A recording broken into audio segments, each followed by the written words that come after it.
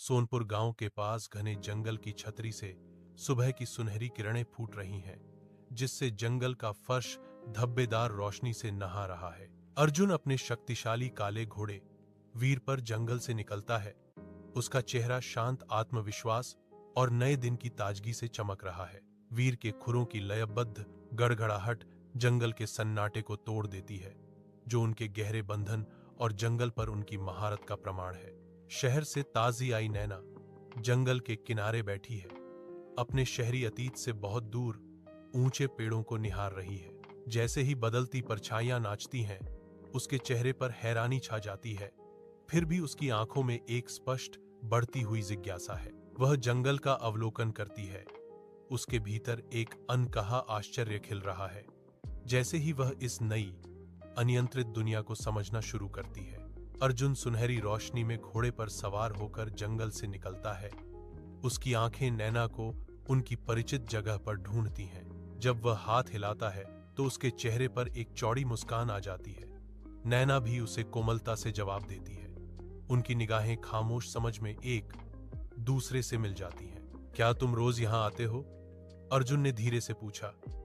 हाँ, यह जगह मुझे कुछ सिखाती है, शायद धैर्य, नैना जवाब देती है। अर्जुन हंसा। जंगल सवाल नहीं पूछता, बस सुनता है। धीरे धीरे उनकी बातचीत बढ़ने लगी। अर्जुन नैना को जंगल की कहानियां सुनाता, किस पेड़ के नीचे लोमड़ी रहती है, किस तालाब पर हिरण पानी पीने आते हैं। नैना बदले में शहर की हलचल भरी भीड़ और गहरे अकेलेपन का सजीव वर्णन करती है। उनकी दुनिया आपस में जुड़ जाती है, क्योंकि उनके बीच एक शांत समझ पनपती है, जो शहरी और जंगली के बीच सेतु का काम करती है। अर्जुन और नैना घोड़े पर सवार होकर एक संकरे जंगली रास्ते से गुजरते हैं। घने पत्तों के बीच से सूरज की रोशनी उनके रास्ते पर पड़ रही है। हिरणों का एक झुंड धूप से भरी खुली जगह में रुकता है।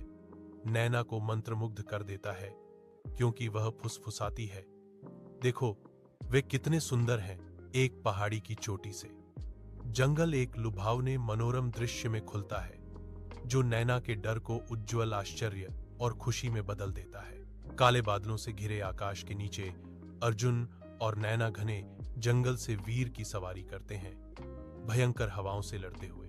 जैसे ही मूसलाधार बारिश शुरू होती है, एक भयानक जानवर की दहाड़ गूंजती है, जिससे वीर डर जाता है और नैना हांफते हुए अर्जुन से चिपक जाती है। मुझ पर भरोसा करो। वे एक अंधेरी गुफा में शरण लेते हैं, और जैसे ही बारिश कम होती है, नैना सोचती है, यह अजीब है कि डर और विश्वास कितनी गहराई से जुड़े हुए हैं। प्राचीन नम गुफा के अंदर नैना और अर्जुन मूसलाधार बारिश से शरण लेते हैं। बाहर बिजली चमक रही है। नैना थोड़ी डरी हुई भारी बारिश देख रही है, जबकि अर्जुन उसके बगल में शांति से बैठा है।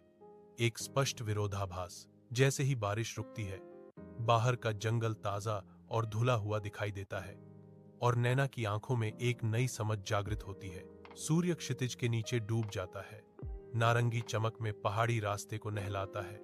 जैसे अर्जुन और नैना धीरे धीरे चलते हैं, उनके भाव गंभीर हैं। अर्जुन नैना की ओर मुड़ता है। उसके शब्द एक दूर की पोस्टिंग की भारी स्वीकारोक्ति हैं। उनके चारों ओर जंगल की आवाजें तेज हो रही हैं।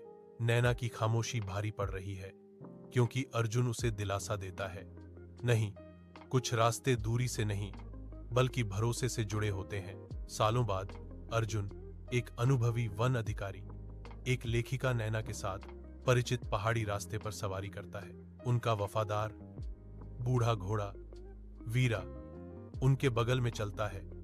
उसकी आंखों में एक परिचित चमक है। जैसे ही जंगल की हवा सरसराती है, उन्होंने घुड़सवारी की धीरे सधे कदमों से। जंगल वही था, लेकिन वे बदल चुके थे। और तब उन्हें समझ आया, कुछ कहानियां खत्म नहीं होती, बस जंगल की तरह फैलती चली जाती हैं।